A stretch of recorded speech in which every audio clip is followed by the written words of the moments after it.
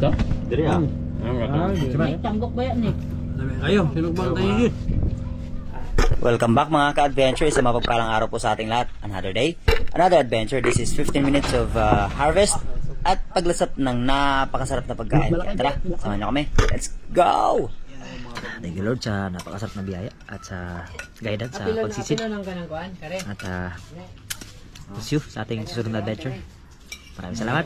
To God be the glory. And God bless us all.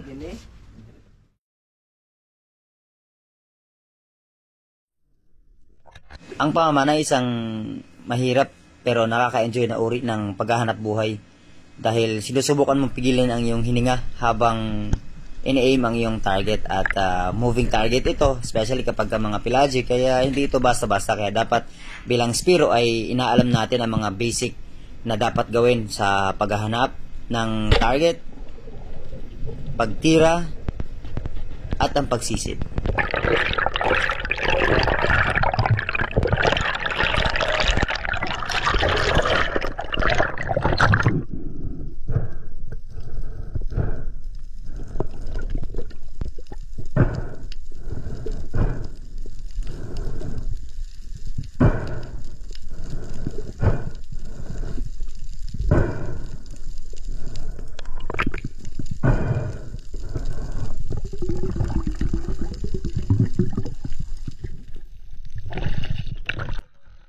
Isang pinakamainam na paraan paano ma-preserve ang laman ng isda kapag bagong huli ay pinapadugo po ito. Sinasaksak ng kutsilyo sa puno ng hasang nito nang lumabas yung dugo para hindi sumama sa laman.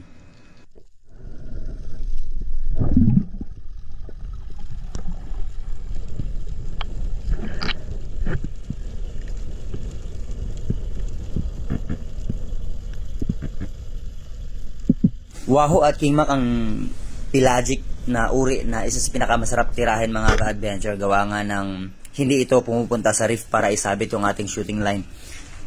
Kalahati hanggang pinakaibabaw na parte ng tubig lang ang nilalangoyan nito at kailangan lang talaga ay maging asintado at asintahing mabuti para maganda ang pagkakatama dahil kapag tinamaan sa tiyan, napakataas din ang chance na makawala ito at mapulit ang katawan dahil ito ay isa rin sa mga powerful na uri ng mga isda.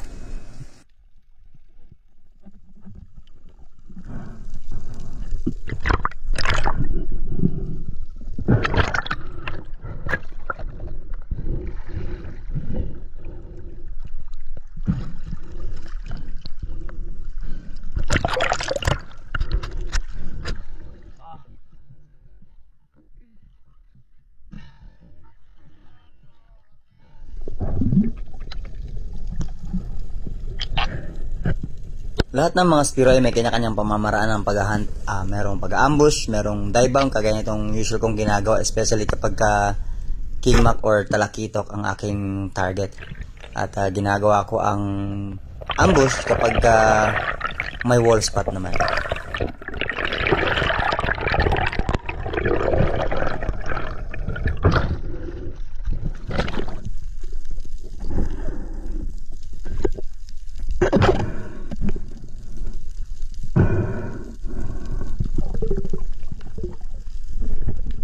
Iisang spot ko lang tinitira ang kingmak mga ka-adventure sa pagitan ng dalawang fin sa taas at baba kasi nandyan yung pinakamatibay ng part at hindi madaling mapunit yung katawan ng tangigi.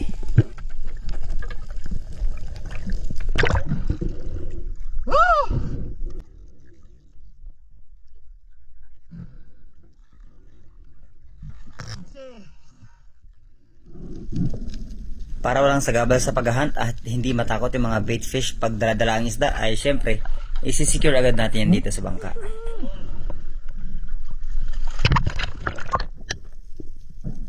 Sobrang active pa rin ng mga bait fish, dalagang bukid na bilog, kaya continue tayo sa paghahunt dahil sa paligid may mga kingmak lang yan. Kaya nagsagawa tayo ng panibagong pagsisid dahil may natanaw na naman tayong kingmak na dumaan.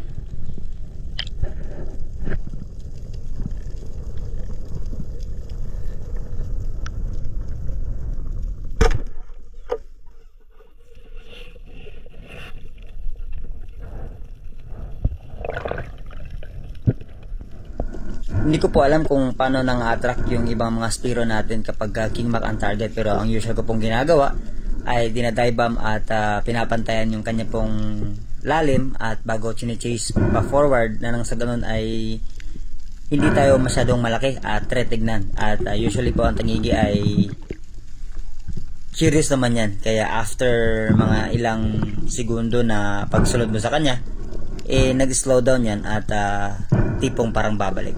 Kaya doon natin sinasagawa ang pagtira.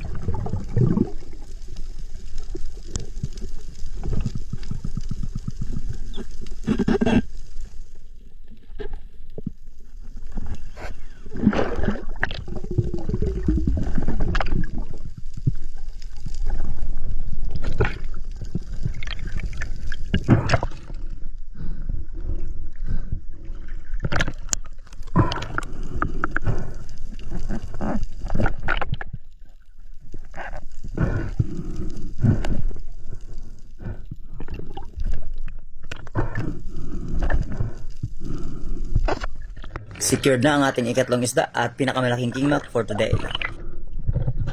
Mas malaki di, pinakamalaki di.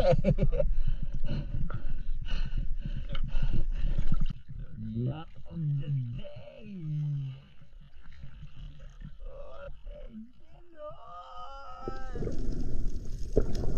Umaabot sa 30 species ang mga mackerel mga ka-adventure at kabila na nga dito ang kingmak at ang mga alumahan na kung tawagin is long jaw mackerel at yung lanhuan na amoy pating na kung tawagin is double line mackerel naman.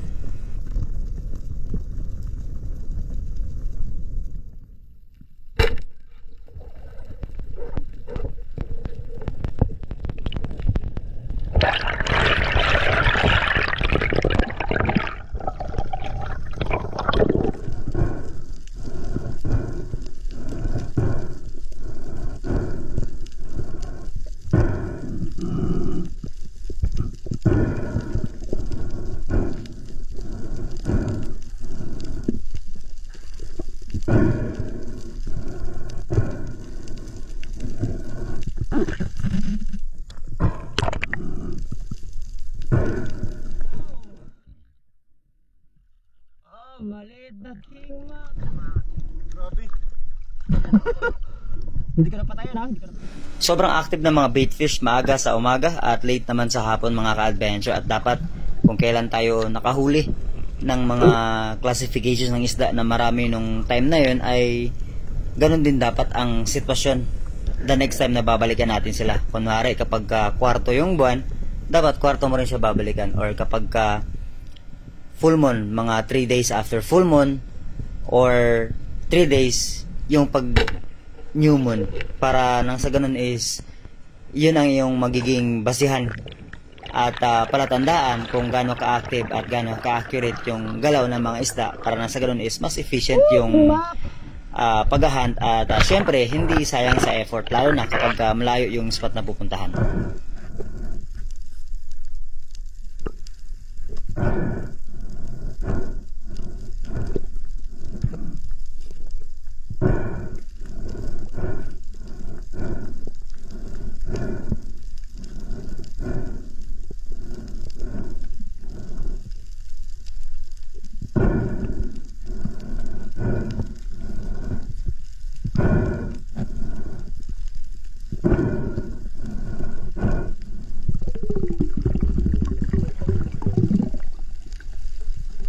Ang pinaka-safe na part paano i-secure ang kingmak mga ka-adventure is yung buntot. And after mong ma-secure sa buntot, bago mo na hawakan sa hasang, patagos sa kabilang hasang. Huwag mong gagawin na mula sa hasang, palabas sa bibig dahil napakatalas po ng mga ngipin ng kingmak na para ding barakuda.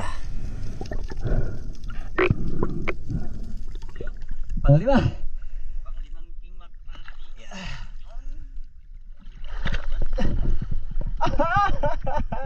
Grabe mga ka-adventure, praise the Lord! Woo! Amazing! Limang kingmak. Nakalimang kingmak tayo! Ihawag ko muna ako kuya kay.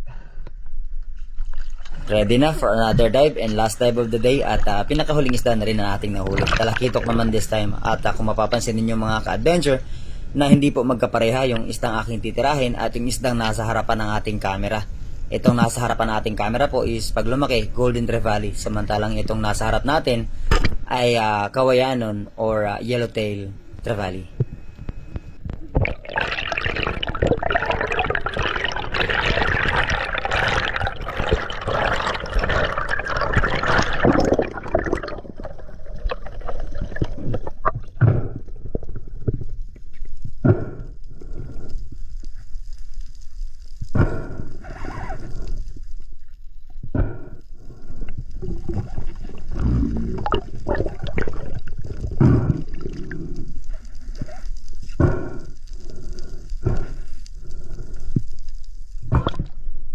Second shot!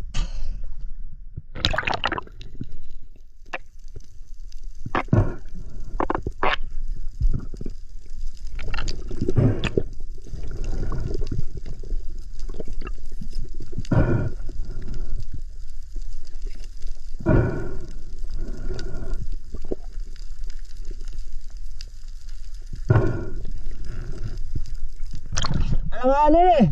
Baka makawala! Pa-second shot!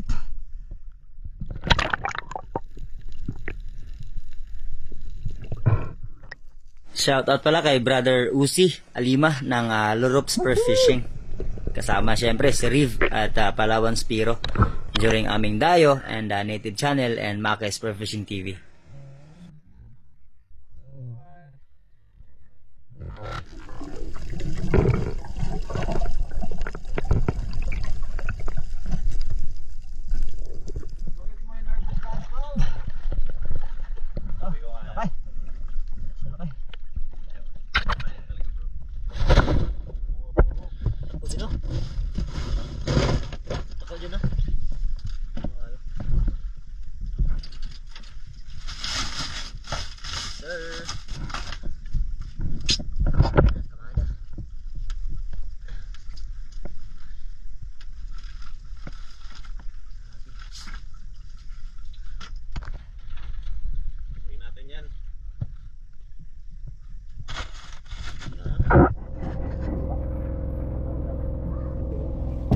At syempre ang ating bida hindi yan magpapahuli.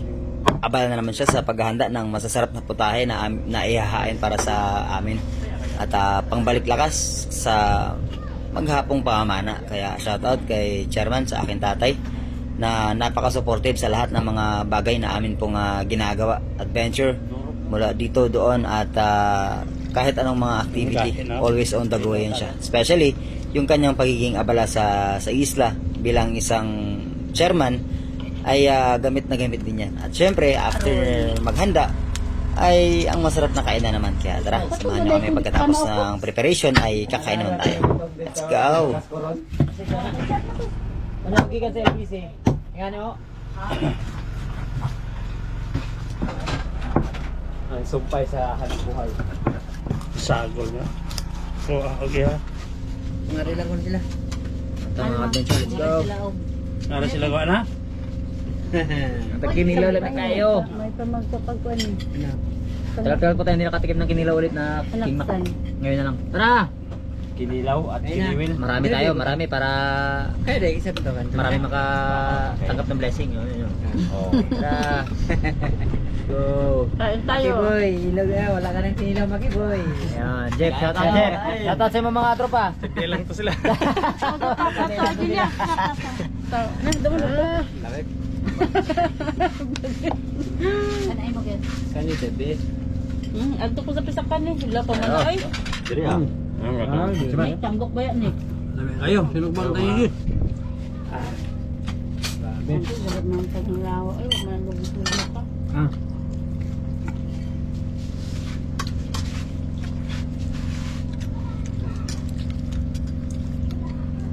Hindi pinagkan eh. Minsan lang dyan yung tangigi kinilaw na kinilaw. Ay, hindi ha, minsan. Hindi ka mo pininte. Manimakmak gahe kayo. So mga adventure, marami kayo. Umok na? Yung mabasa? Umok to. Umukon ka? Kana na yung mga Thank you Lord sa napakasarap na biyaya at sa guidance sa pagsisid. Apilo ng kanang kuhan, kare. At see you sa ating susunod na adventure. Maraming salamat. To God be the glory. And God bless us all.